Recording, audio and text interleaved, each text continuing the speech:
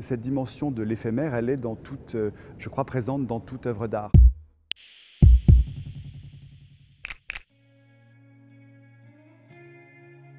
L'art éphémère n'est pas une pratique ou un mouvement artistique à proprement parler. Derrière ce terme se cachent de nombreuses formes artistiques, matérielles et immatérielles, et notamment la performance qui s'inscrit dans une temporalité précise. Le land art, soumis à l'érosion et ainsi voué à la transformation puis à la disparition. Le street art, qui finira généralement par être recouvert ou détruit. Ou encore des œuvres matérielles dont la composition ne permet pas la conservation. Si la notion d'éphémère apparaît déjà dans les pratiques rituelles des cultures traditionnelles, on associe les prémices de l'art éphémère au début du XXe siècle, notamment à Zurich, au célèbre cabaret Voltaire, où le mouvement Dada pose les bases du happening.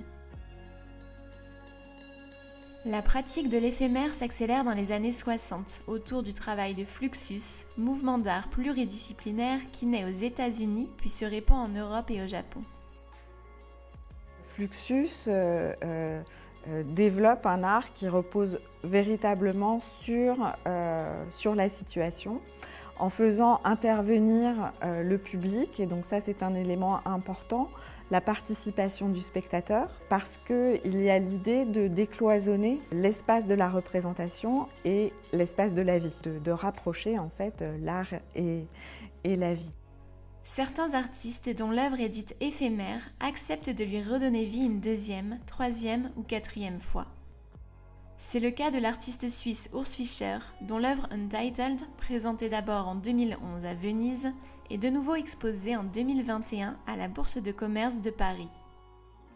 Untitled, c'est le principe de cette composition qui est née d'une œuvre existante faite en 2011 où elle avait été présentée à la Biennale de Venise et qui était la reproduction du Rap des Sabines de Gian Bologna, cette grande sculpture de marbre qui se trouve Piazza della Signoria à Florence, du portrait en pied de l'artiste Rudolf Stingel, qui est un de ses amis, et d'une chaise de bureau, ces trois objets étant tous constitués de cire percée de mèches auxquelles on mettait le feu au début de l'exposition et qui au long de l'exposition se détruisent peu à peu. Pour investir pour la première fois la rotonde de la Bourse de commerce, Urs Fischer s'est basé sur cette œuvre existante, mais il l'a complètement réinventée. Cette œuvre qui semble éphémère, elle est en fait éternelle, puisque la matérialité de l'œuvre est une chose, mais l'œuvre elle-même c'est un protocole. C'est quelque chose qui permet à l'infini, une fois que cette composition aura disparu, de la refaire.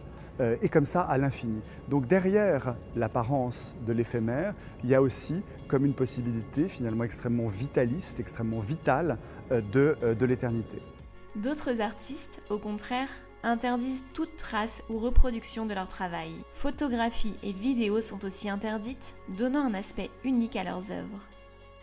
C'est le cas de l'artiste germano-britannique Tino Sehgal. Tino Sehgal, il le dit très clairement, il refuse catégoriquement qu'il y ait des enregistrements. Par ce refus, Tino Sehgal, en fait, revendique la contestation de la marchandisation de l'art, de la surévaluation des œuvres d'art et de cette espèce de lieu d'accumulation des œuvres d'art que sont les musées.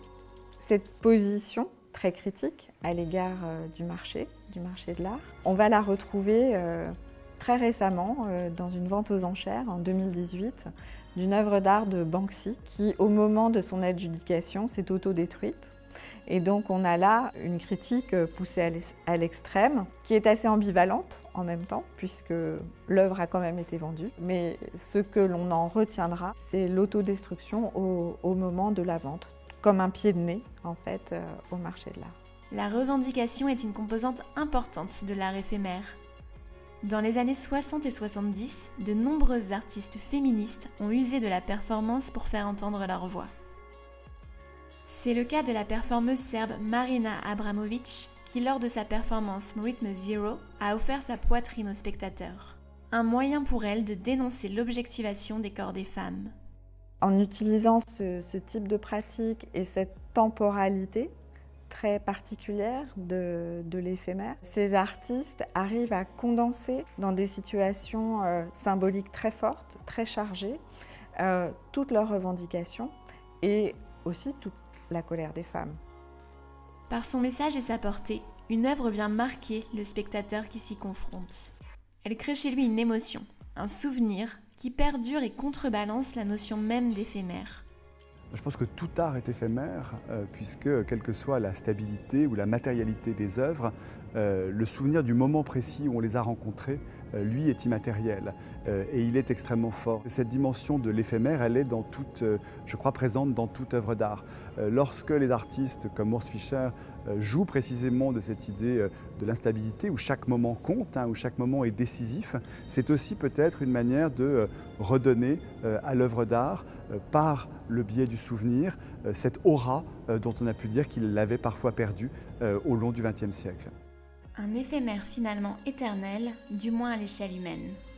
Comme ici, avec l'artiste performeur Abraham Poincheval, qui a choisi de s'enfermer une semaine dans une reproduction de lui-même face à une œuvre d'Ansartung à la Galerie Perrotin.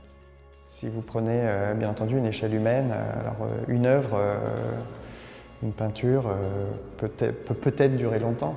Et si vous prenez l'échelle d'un brin d'herbe, bien entendu, nous on est une éternité quoi peut-être. Tout ça est ultra relatif quoi. Donc je pense qu'on est absolument éphémère.